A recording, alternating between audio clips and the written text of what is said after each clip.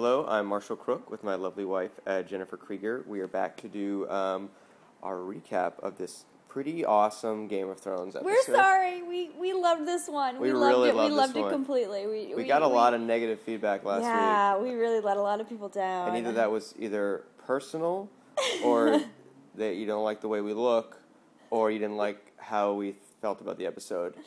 This episode was wonderful.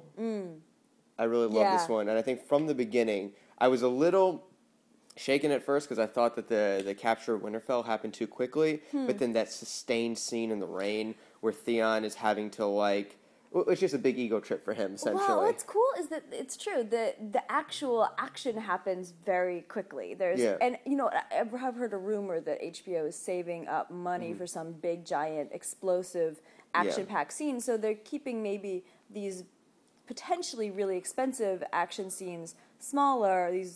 But what that means as a silver lining is that we do get these long, prolonged kind of emotive post-action scenes. Well, I was thinking about this. I was wondering how you would feel about this. Would you say that, well, yes, the show often gets, highlighted for all of its sex and its violence. The show is actually really not seeing a battle doesn't actually matter in the show. Seeing how characters deal with the aftermath of a battle is far more important. But that doesn't mean that the violence doesn't just exist in battles. Well, I know, but I guess what I'm saying is we actually don't need to see the storming of Winterfell and the logistics and how they pull it off. We need to see the fact that Theon's betrayal of the Stark family is complete. And that's the only thing that matters. That might be the reason why the show appeals to women also. Women that haven't read the books, and I have lots of people who've told me that they haven't read the books and they really like this. And it is because of, I think, it's true. It isn't just battlefields. It isn't just this sort of, ongoing slaughter in mass numbers. It is very, very violent, but every act of violence pretty much is something that you feel in your gut. So what other big stuff happened? Jon Snow is kind of on his little adventure north of the Wall. He meets Ygritte, who's from Downton Abbey. From Downton Abbey. He meets what's her character's name? Rose from Downton Abbey. I know that. You know this, and I don't. Wow. The typist. I'm so impressed. Is her name Rose? I think so. I think it might be. The English flower. Again, it's great because in the book, she's written as being kind of homely, redhead, kind of homely, but definitely a woman who's kind of never had a shower.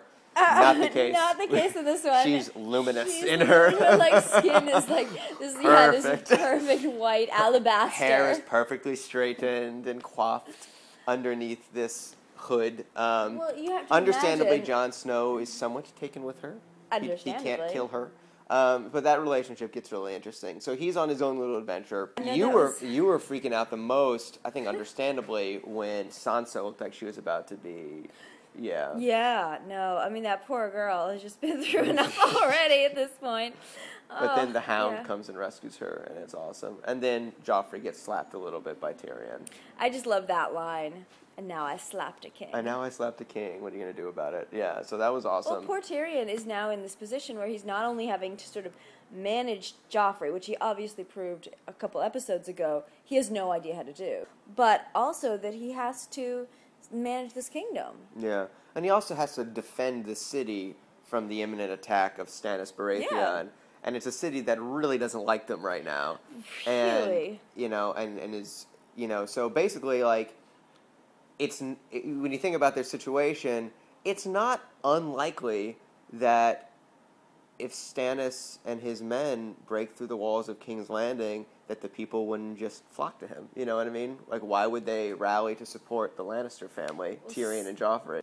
So we have a great twist ending. We have... This whole episode was rising action. Yeah. The action is building. Exactly. The episode, we were a little peeved last episode because it felt like it was just setting up characters. The action is now rising. They have direction. They know what they're doing in some cases. but the action is now building to something. And there was a nice flow to it. Oh, it was definitely a flow to it. Everything sort of segued nicely into each other. Some nice underlying themes that maybe we can talk about next week. Yeah.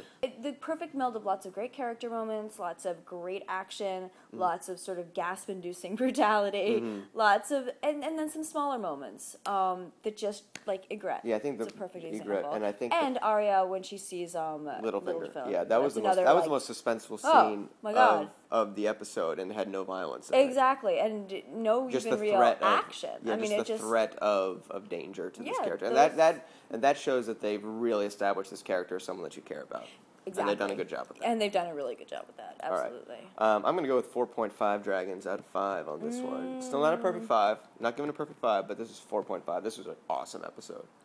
Okay, I have a question for you. Yes. How many direwolves are left? Were there at the beginning? At the beginning. There was 5. There were 5. There were 5. Yeah. Okay. So I've come up with my rating system. So you're going to do direwolves? I'm going to do direwolves. So you're going to do half of a direwolf?